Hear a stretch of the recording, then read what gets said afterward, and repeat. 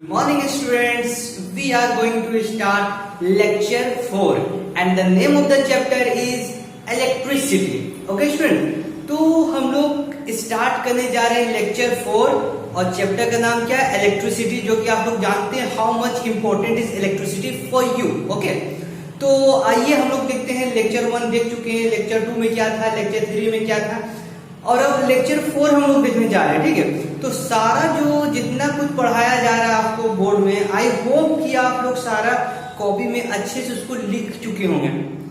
क्यों लिखे होंगे, इसका भी रीजन है.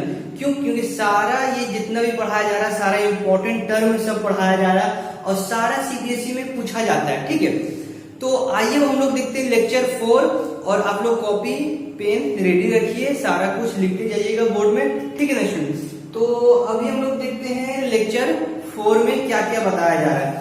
तो लेक्चर 4 में सबसे पहला टॉपिक है ओम्स लॉ. ठीक है, ओम्स लॉ क्या होता है. तो स्टूडेंट्स आप लोग सुने होंगे ओम्स लॉ के बारे में, हमेशा पूछा जाता है. तो Ohm was a scientist whose perform an experiment.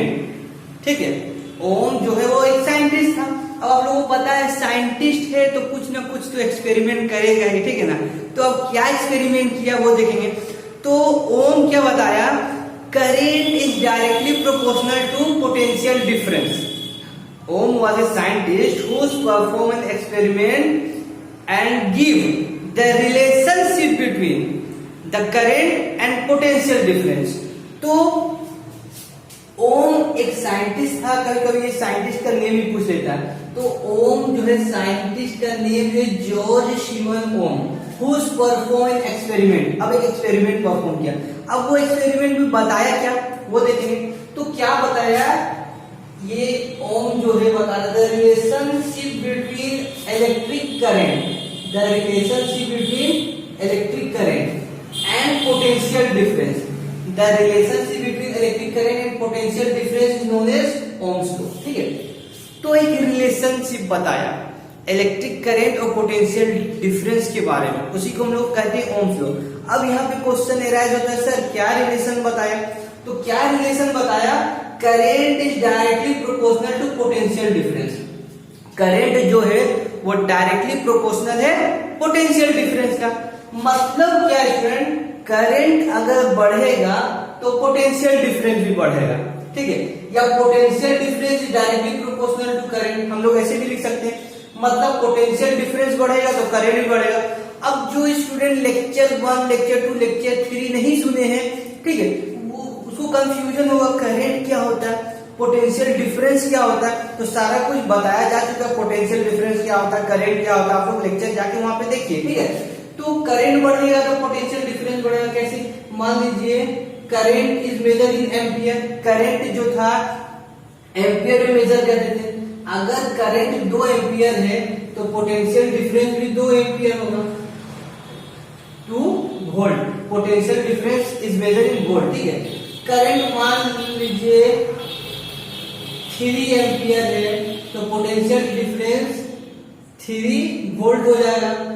Current 4 ampere है तो पोटेंशियल डिफरेंस 4 वोल्ट हो जाएगा. ठीक है, तो यही है डायरेक्टली प्रोपोर्शनल. एक बढ़ेगा तो दूसरा भी बढ़ेगा. ये जितना स्पीड से बढ़ेगा ये भी उतना ही स्पीड से बढ़ेगा. ठीक है, अब इसका हम लोग ग्राफ कैसे बना सकते हैं स्टूडेंट, इसका हम लोग ग्राफ इस तरह से बना सकते हैं. ठीक है, यहाँ पे हम लोग करंट लिख सकते हैं. ठीक है, करंट बढ़ रहा है. यहाँ पे हम पोटेंशियल डिफरेंस लिख सकते हैं, पोटेंशियल डिफरेंस. अब यहाँ 1 2 3 4 1 2 3 4 मान लो करंट 1 एम्पियर है तो पोटेंशियल डिफरेंस भी 1 वोल्ट हो जाएगा. तो यहाँ का कहाँ पे ग्राफ बनेगा, यहाँ इसका यहाँ पे बनेगा, इसका यहाँ पे बनेगा, इसका यहाँ पे बनेगा. तो हमारा ग्राफ कैसे जाएगा, इस तरह से जाएगा. ठीक है, इस तरह से हमारा ग्राफ जाएगा. ठीक है, तो मतलब क्या है, ये स्ट्रेट लाइन जाएगा. ठीक है, क्यों, क्योंकि 1 2 3 4 1 2 3 4 मतलब ये बढ़ेगा तो ये बढ़ेगा, ये स्ट्रेट लाइन जाएगा इसका ग्राफ. ठीक है, तो आपको तो समझ में आ गया हो ये स्ट्रेट क्यों जा रहा है, क्योंकि 2 एम्पियर करंट है, पोटेंशियल डिफरेंस 2 वोल्ट होगा. आप लोग ग्राफ प्लॉट करने जानते हैं, ठीक है, इतना तो आप लोग जानते हैं ये ग्राफ प्लॉट करने के किस तरह से ग्राफ प्लॉट किया जाएगा। ये रफली हम बता दिए इस तरह से ग्राफ प्लॉट किया जाएगा। 1 का 1 में आएगा, 2 का 2 में, 3 का 3 में, 4 का 4 में, यहाँ पॉइंट कर दीजिएगा और ये बन जाएगा। अगर सीधा लाइन जाता है तभी ये फॉलो होता है। क्या फॉलो होता है? Ohm's law. तभी बोलेंगे हाँ this graph follow Ohm's law, ठीक है। क्योंकि ओम्स लॉ बोल रहे हैं कि current is directly proportional to potential difference. Current potential difference का डायरेक्टली प्रोपोर्शनल है, ठीक है। करंट बढ़ेगा तो पोटेंशियल डिफरेंस भी बढ़ेगा, ठीक है। तो या पोटेंशियल डिफरेंस बढ़ेगा तो करंट भी बढ़ेगा, ठीक है। अब यहाँ पे देखिए student, current is directly proportional to V है। अब यहाँ पे हम V is directly proportional to I है, ठीक है। अब V is equal to IR। V को क्या बोल लिखी? IR। अब यहाँ पे आप लोग सोचते होंगे सर ये R कहाँ से आ गया, ठीक है। तो इसमें हमेशा याद रखिएगा कोई भी टर्म जब प्रोपोर्शनलिटी में होता है तो हम इसको इक्वलिटी में चेंज करते हैं। क्या करते हैं? इक्वलिटी में उसको हम लोग चेंज करते हैं। और जब इक्वलिटी में हम लोग चेंज करते हैं तो एक कांस्टेंट टर्म आता है, तो यहीं पे हम लोग कांस्टेंट टर्म इस्तेमाल किए R का। अब आया समझ में R क्यों यहाँ पे इस्तेमाल किया गया? ये प्रोपोर्शनलिटी को हटाने के लिए हम लोग R का इस्तेमाल किए। अब यहाँ क्वेश्चन एराइज होता है सर R आखिर है क्या?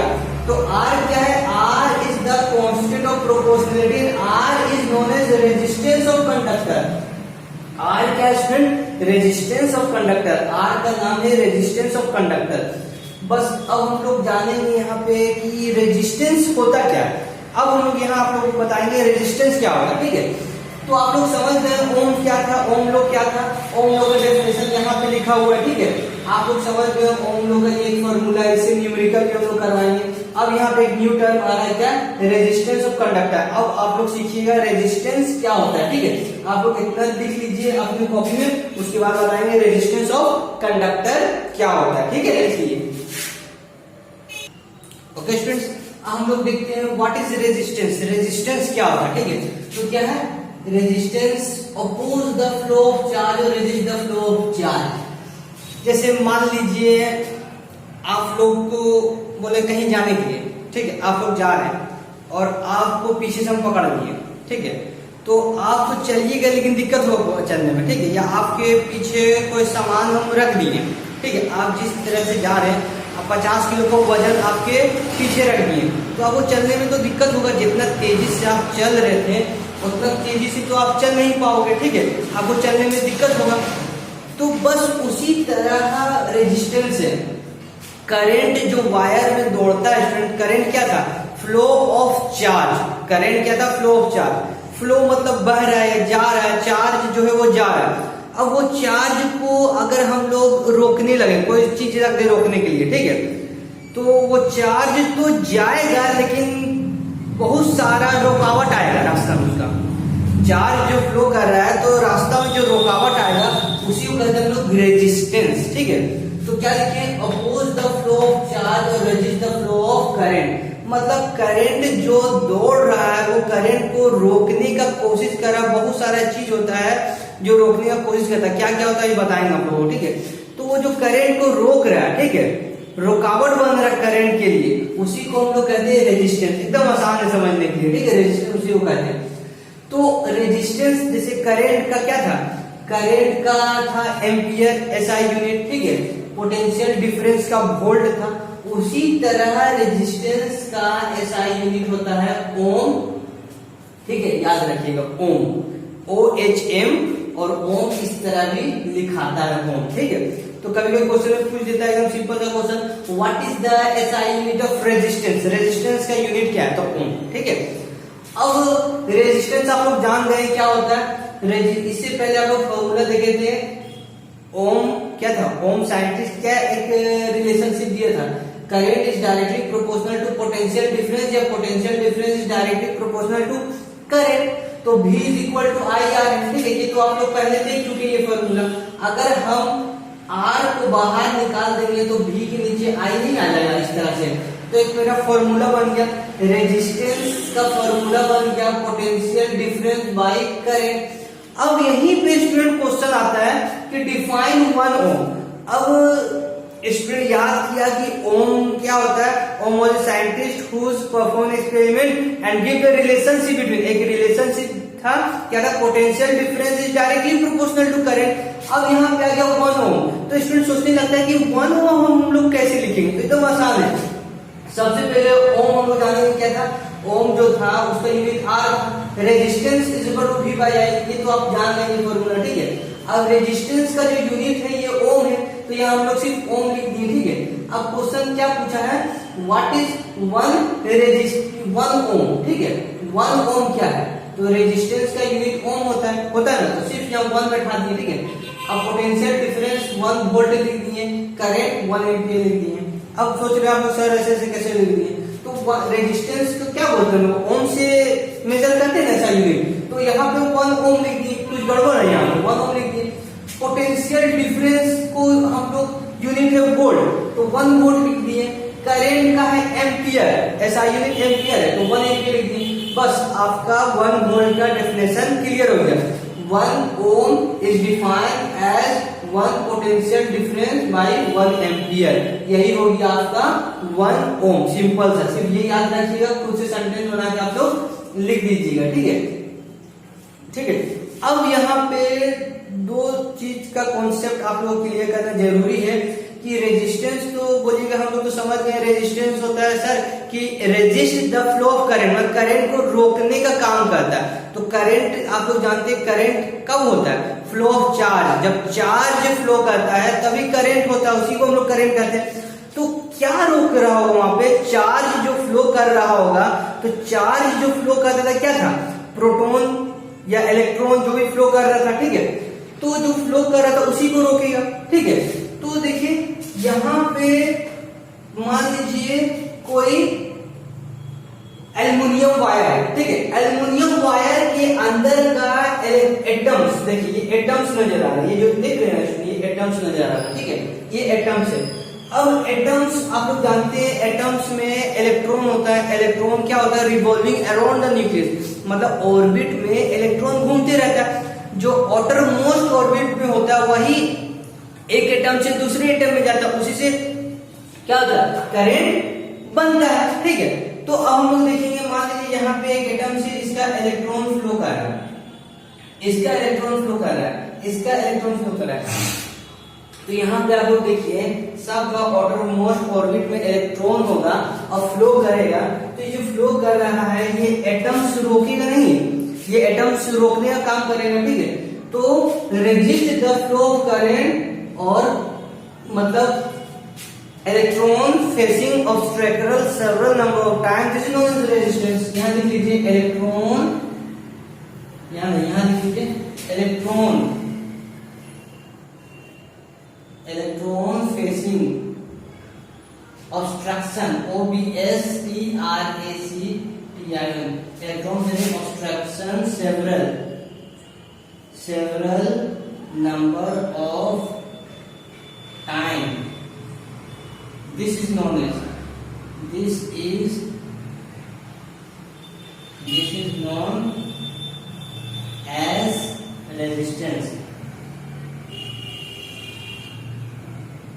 देखिए इलेक्ट्रॉन यहाँ जाने का कोशिश कर रहा है इसमें, ठीक है, इलेक्ट्रॉन जा रहा है यहाँ पे, लेकिन क्या हो रहा है, इलेक्ट्रॉन जो दूसरा एटम से वो इलेक्ट्रॉन को रोक रहा है, ठीक है। यहाँ से जाएगा ये इलेक्ट्रॉन तो इसमें टकराएगा, ठीक है, यहाँ से ये इलेक्ट्रॉन जाएगा इसमें टकराएगा, यहाँ से ये इलेक्ट्रॉन जाएगा मान लीजिए यहाँ टकराएगा।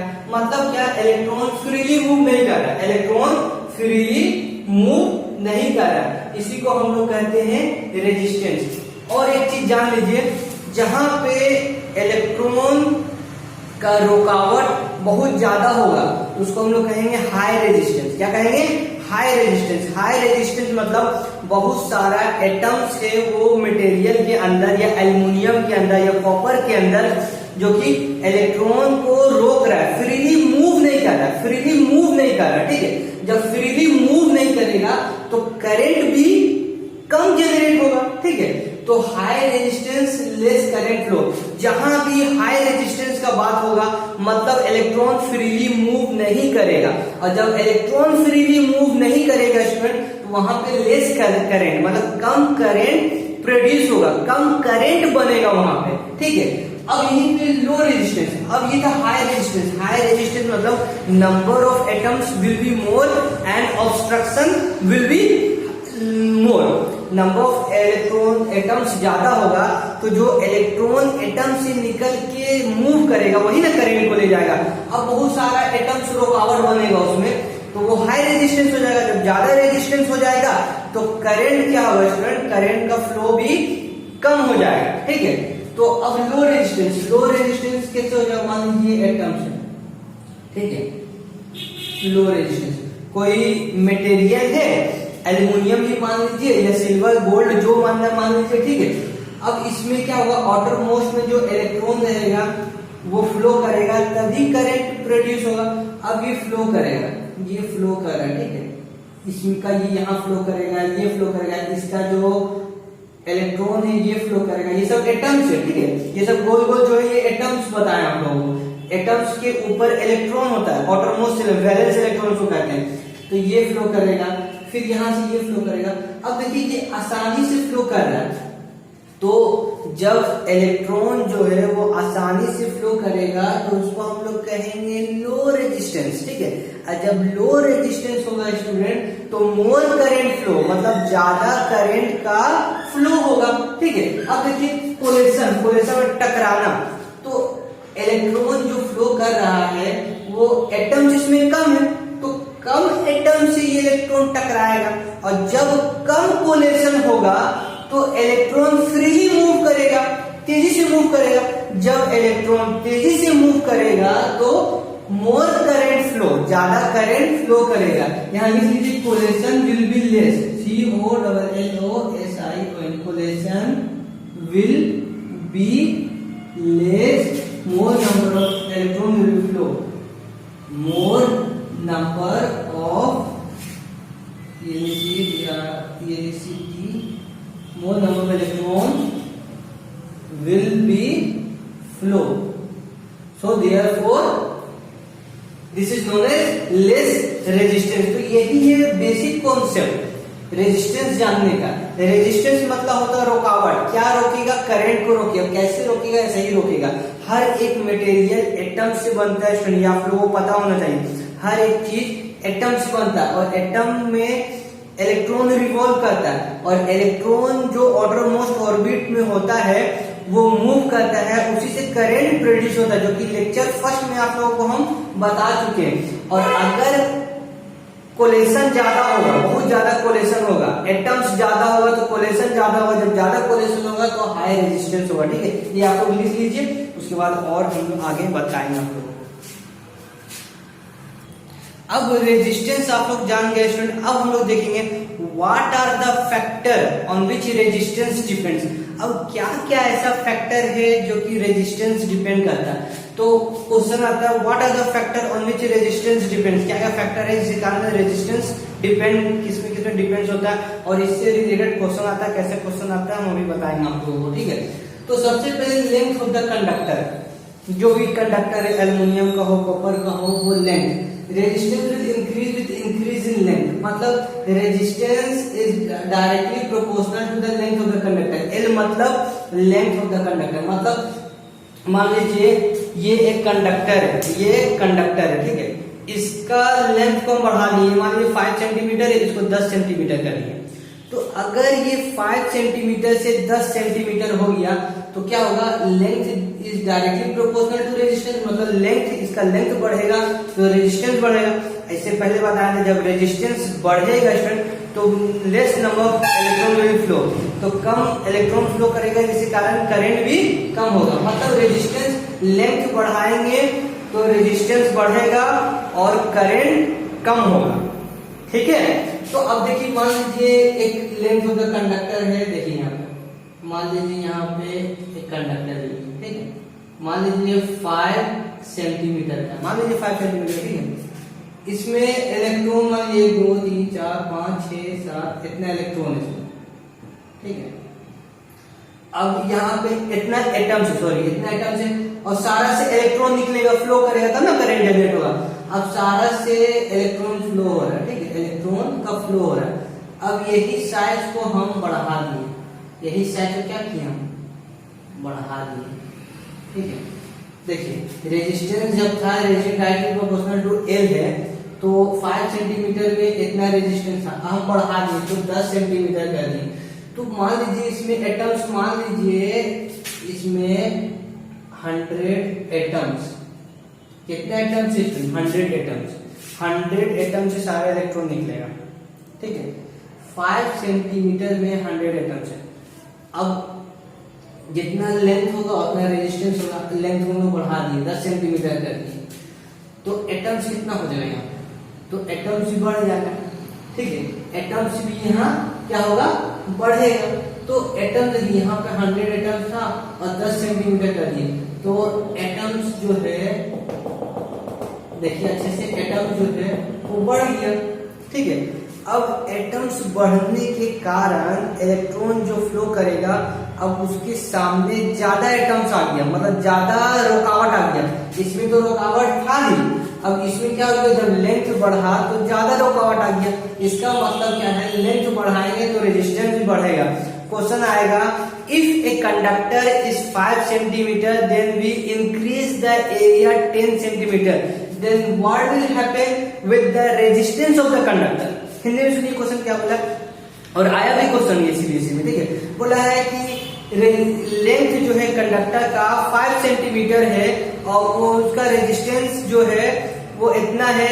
अगर हम लोग लेंथ बढ़ा दे रेजिस्टेंस का, तो सॉरी लेंथ कंडक्टर का बढ़ा दे तो रेजिस्टेंस बढ़ेगा या घटेगा। ठीक है, बोला है कि एक कंडक्टर है इतना सेंटीमीटर का, क्वेश्चन में इसको हम बढ़ा देंगे तो रेजिस्टेंस में क्या अंतर पड़ेगा, बढ़ेगा या घटेगा, और बढ़ेगा तो क्यों बढ़ेगा और घटेगा तो क्यों घटेगा। तो क्वेश्चन क्या होगा, yes if we increase the length of the conductor then resistance also increase. अगर हम लोग लेंथ को बढ़ाएंगे तो रेजिस्टेंस भी बढ़ेगा। अब रीजन आप लोग जान गए क्यों बढ़ेगा, क्योंकि we are adding extra atoms, मतलब लेंथ बढ़ेगा तो उसमें एटम्स भी बढ़ेगा। एटम्स जब बढ़ेगा तो रुकावट ज्यादा होगा, आया समझ में। ठीक है ना, तो we are adding some extra atoms, मतलब एटम्स जो है वो बढ़ जाएगा, इसलिए रेजिस्टेंस भी बढ़ जाएगा जब लेंथ हम लोग बढ़ाएंगे। तो ये क्लियर है आप लोगों को, क्वेश्चन कैसे भी घुमा फिरा के बोलो, आप लोगों को कॉन्सेप्ट क्लियर होना चाहिए। लेंथ बढ़ेगा, रेजिस्टेंस बढ़ेगा, क्यों बढ़ेगा या क्लियर है, एटम्स बढ़ जाता है, एटम्स बढ़ जाता है इसी कारण। अब क्रॉस सेक्शन एरिया, दूसरा क्या, factor of which resistance depend. एक और है क्या है, क्रॉस सेक्शन एरिया में रेजिस्टेंस डिपेंड करता है। तो resistance will be decrease with increase in area, so collision will be less, मतलब resistance is inversely proportional to cross section area. देखिए sir, resistance inversely proportional to cross section, proportional क्या होता है, अगर area बढ़ेगा तो रेजिस्टेंस घटेगा। Directly मतलब ये डायरेक्टली था, ये इनवर्सली प्रोपोर्शनल है। तो एरिया जब हम लोग बढ़ाएंगे तो रेजिस्टेंस घटेगा। अब देखिए कैसे, क्वेश्चन भी पूछ सकता है ऐसे, बोलेगा एक पतला वायर है और एक मोटा वायर है, वही उसी को वायर को मोटा कर दिए, तो क्या होगा, रेजिस्टेंस बढ़ेगा या घटेगा। ठीक है, तो अभी आप लोग खुद आंसर दे दीजिएगा इसका, जानिएगा। तो मान लीजिए एरिया लेंथ टू ब्रेथ होगा। ठीक है, एरिया मान लीजिए इसका एरिया इतना है। ठीक है, और इलेक्ट्रॉन इसमें इस तरह से इलेक्ट्रॉन भरा हुआ है, मान लीजिए 10 इलेक्ट्रॉन है। कितना इलेक्ट्रॉन है, 10 एटम्स, मान लीजिए 10 एटम्स है। ये कोई मटेरियल है, ठीक है, एल्युमिनियम, इसमें 10 एटम्स है। बोला है अगर हम इसका एरिया बढ़ा दें तो बढ़ा देते एरिया को क्या किए हम लोग, एरिया को बढ़ा दें। तो ये जो 10 एटम्स था इसी को एरिया को बढ़ाया, यही क्या किए, इसी का एरिया को बढ़ा दिए। अब 10 एटम्स यहाँ पे, तो ये 10, 1 2 3 4 5 6 7 8, ठीक है, 9 10, सारा एटम्स जो है वो उसका जो आपस का दूरी था वो बढ़ जाएगा। इसमें देखिए 10 एटम्स था और इसमें देखिए 10 एटम्स, हम इसका एरिया यही मटेरियल यही रहेगा, ठीक है, सब्सटेंस यही रहेगा। इसी को हम लोग क्या किए, एरिया को बढ़ा दिए। जब इसका एरिया को बढ़ा दिए तो एटम्स फैल जाएगा, एटम जब फैल जाएगा तो इसका electron move freely, electron will move freely. अब इलेक्ट्रॉन क्या होगा, फ्रीली मूव करेगा। अब आया, इलेक्ट्रॉन जब फ्रीली मूव करेगा तो रेजिस्टेंस क्या होगा, रेजिस्टेंस घटेगा या बढ़ेगा, रेजिस्टेंस घटेगा। अब ये तो आपको क्लियर हो गया होगा, एरिया जब कोई भी चीज का हम बढ़ाएंगे तो रेजिस्टेंस घटेगा। तो यहाँ एग्जांपल दे दिए, एरिया इतना था और हम बढ़ा दिए तो क्या हो गया, रेजिस्टेंस घट गया। अब क्वेश्चन एराइज होता है कि सर हम दूसरा मटेरियल लेना, दूसरा ने जो रहेगा उसी को लेना, एल्युमिनियम है तो वही सब्सटेंस को हम लोग बड़ा कर देंगे, ठीक है। तो इसी तरह एक क्वेश्चन आया था सीबीएसई में, बोला था एक वायर है जिसका लेंथ इतना सेंटीमीटर है, उसको हम सीधा क्या था क्वेश्चन, ठीक एक पतला वायर एक मोटा वायर, एक पतला वायर है और एक मोटा वायर है, तो रेजिस्टेंस जो है किसमें कम होगा, तो मोटा वायर में रेजिस्टेंस कम होगा, ठीक है ना। क्यों मोटा वायर में रेजिस्टेंस होगा, क्योंकि नंबर ऑफ इलेक्ट्रॉन घट जाएगा और कोलेशन, मेन रीजन क्या, कोलेशन कम होगा यहाँ पे, ठीक है। कोलेशन कम होने की वजह से रेजिस्टेंस क्या होगा, यहाँ पे रेजिस्टेंस मेरा कम होगा। तो यहाँ पे सबसे बेस्ट एग्जांपल यहाँ पे वो दे दिए, 10 इलेक्ट्रॉन है, ये 10 इलेक्ट्रॉन क्या कर रहा है, 10 एटम, सॉरी 10 एटम का जगह दूर हो जाएगा। अब दूर होने की वजह से क्या होगा, कोलेशन लेस, कोलेशन कम होगा, कोलेशन कम होगा, रेजिस्टेंस घट जाएगा, रेजिस्टेंस घटेगा, करंट ज्यादा बनेगा, ठीक है। तो इसको आप लोग कॉपी में अच्छे से लिख लीजिए, नहीं तो फिर बाद में भूल जाइएगा आप लोग, ठीक है। थर्ड पॉइंट क्या है students, temperature of the conductor, मतलब रेजिस्टिविटी डिपेंड्स करता है टेम्परेचर में भी, ठीक है। तो क्या लिखा हो, resistance will be increase with increase in temperature, resistance, resistivity, RESISTIVITI, resistivity, RESISTIVITI, resistivity will be increase with increase in temperature, resistance, ठीक है, RESISTANC, रेजिस्टेंस इंक्रीज, ठीक है, रेजिस्टेंस विल बी इंक्रीज। अब आप लोग देखिए टेम्परेचर हम लोग बढ़ाते हैं कोई भी चीज का, ठीक है। तो जब टेम्परेचर हम लोग बढ़ाते हैं तो इसके अंदर मान लीजिए ये कोई सब्सटेंस है, इसका टेम्परेचर बढ़ाएंगे तो इसके अंदर का जो एटम्स है वो वाइब्रेट करेगा, वाइब्रेट करेगा मतलब आपस में टकराएगा। अब जब इलेक्ट्रॉन निकलेगा, इलेक्ट्रॉन निकलेगा तब ना करंट फ्लो करेगा, इलेक्ट्रॉन जब निकलेगा तो वो अब ज्यादा एटम्स में टकराएगा। क्यों, क्योंकि जब हम लोग टेम्परेचर कर रहे हैं तो इलेक्ट्रॉन वाइब्रेट हो रहा है, एटम्स वाइब्रेट हो रहा है, एटम्स जब वाइब्रेट हो रहा है, ठीक है, तो इलेक्ट्रॉन ज्यादा एटम्स में जाके टकराएगा टेम्परेचर बढ़ाने की वजह से, ठीक है। तो इसी तरह जब हम लोग टेम्परेचर बढ़ाएंगे तो resistance will be increase with increase temperature, मतलब रेजिस्टेंस बढ़ जाएगा, रुकावट बढ़ जाएगा करंट का जब टेम्परेचर बढ़ाएंगे। क्यों रुकावट बढ़ेगा, क्वेश्चन आंसर तो आप लोग जान गए, क्यों बढ़ेगा, क्योंकि coalition will be more, coalition ज्यादा होगा, ठीक है, इसलिए। अब nature of the material of the conductor, nature, अब मटेरियल जो बना हुआ वो किस चीज से बना हुआ, मेटल से बना हुआ है, इंसुलेटर से बना हुआ है, एलॉय से बना हुआ है, ठीक है। तो किस चीज से मटेरियल बना हुआ है वो भी डिपेंड करता है किसके लिए, रेजिस्टेंस के लिए। तो आप लोग देखें R is directly proportional to L, length बढ़ाएंगे तो रेजिस्टेंस बढ़ेगा, एरिया बढ़ाएंगे तो रेजिस्टेंस घटेगा। तो इक्वेशन 1 में जो लिखाए थे पॉइंट 1 और पॉइंट 2 को मिला के हम लोग इस तरह से लिख सकते हैं, R is directly proportional to L और R is inversely proportional to A, लिख सकते हैं ना, ठीक है। अब हम लोग जानते हैं कि हमेशा ये प्रोपोर्शनैलिटी को हम लोग हटाएंगे, तो we convert this proportionality into equality, हम लोग ये प्रोपोर्शनैलिटी को इक्वलिटी में कन्वर्ट करेंगे, इक्वल में।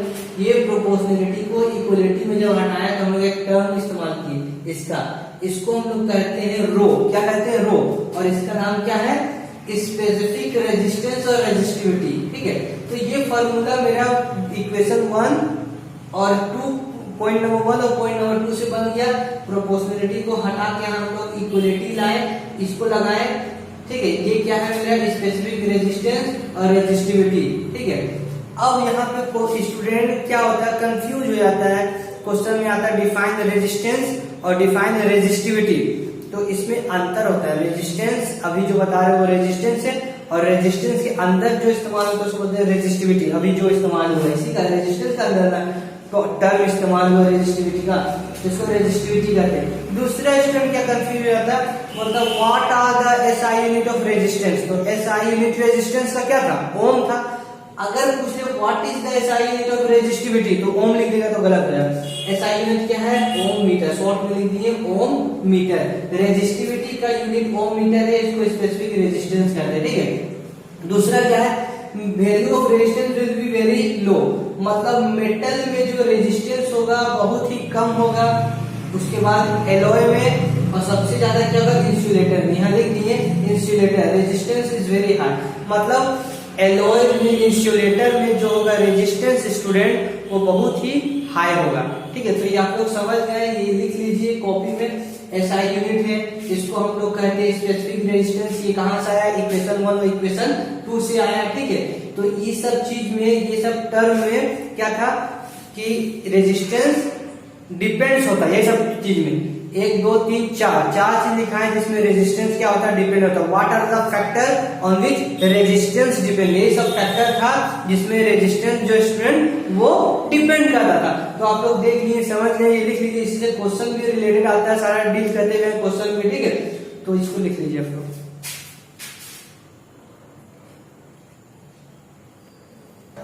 अब देखिए ये सब तो आप लोग जान गए हैं, अब ये भी जान लीजिए limitation of Ohm law. Ohm law का लिमिटेशन भी होता है स्टूडेंट, ठीक है। लिमिटेशन क्या है, लिमिटेशन ओम लॉ, कहीं क्वेश्चन आता है what are the limitation of Ohm law. तो ये बहुत कम ही स्टूडेंट पढ़ता है इसका लिमिटेशन, क्यों, क्योंकि ये जो है वो 12वीं क्लास में आप लोगों को पढ़ना है, ठीक है। लिमिटेशन ऑफ ओम लॉ तो कभी कभी दे देता है क्वेश्चन, तो आप लोग जान जाइए क्या है। Behaviour of diode, behaviour diode क्या है, device which allow flow of current in one direction. एक डिवाइस है जो करंट फ्लो करता है सिर्फ एक ही डायरेक्शन में, उसी को कहते हैं डायोड। तो इसका अगर हम लोग ग्राफ बनाएंगे तो इस तरह से ग्राफ बनेगा, इस तरह से कर्व बनेगा। आप लोग जानते हैं ओम लोग क्या बोला, potential difference is directly proportional to current. और इसका ग्राफ कैसे बनता था, ओम लो का ग्राफ इस तरह से बनता था, ओम लो का ग्राफ, ठीक है, इस तरह सीधा ये जाता था। लेकिन ये सीधा ना जाके क्या हुआ, कर्व हो गया। तो पहला एक लिमिटेशन हो गया। डायोड के बारे में जब ग्राफ बनाना स्टार्ट किया तो इस तरह से बनने लगा ग्राफ। तो पहला एक हो गया ये लिमिटेशन, ये ओम लो का लिमिटेशन था, क्योंकि ओम लो बोला कि I is directly proportional to potential difference, मतलब करंट बढ़ेगा तो पोटेंशियल डिफरेंस बढ़ेगा। लेकिन इसके केस में गलत हो गया, ठीक है। दूसरा क्या बोला, water voltameter behaviour of gallium arsenide. ये एक मटेरियल है, एलिमेंट है गैलियम आर्सेनाइड। इसमें जब ग्राफ बनाया तो इस तरह से ग्राफ बना, ठीक है। तो ये भी ग्राफ इसको फॉलो ना करते हुए इस तरह से बन रहा था, ठीक है। तो ये भी क्या हो गया, रॉन्ग हो गया, ठीक है। तो 2 लिमिटेशन है, याद आप लोग कर लीजिएगा, ठीक है। ज्यादा डिटेल पढ़ने की जरूरत नहीं है, क्लियर 12वीं क्लास में। फॉर्मूला देखिए, अभी जो बताया V = I और R = L/A, ये दोनों फॉर्मूला के बेसिस में लेक्चर 5 में न्यूमेरिकल करवाएंगे। जो पूछा जाता है सिर्फ वही न्यूमेरिकल करवाएंगे, ठीक है ना। तो अगर इसमें आप लोगों को कुछ दिक्कत लगा पढ़ने में, कोई ऐसा टॉपिक हो इसमें जो समझ में ना आया हो, तो कमेंट करके हमको बताइए कि हम जान सकें क्या क्या आप लोगों को दिक्कत इसमें आया जो नहीं समझ में आ सका। हो सकता है कि अगला टॉपिक लेक्चर 5 बनाए तो आप लोगों को क्लियर कर दें, ठीक है। तो इसको लिख लीजिए, ओके।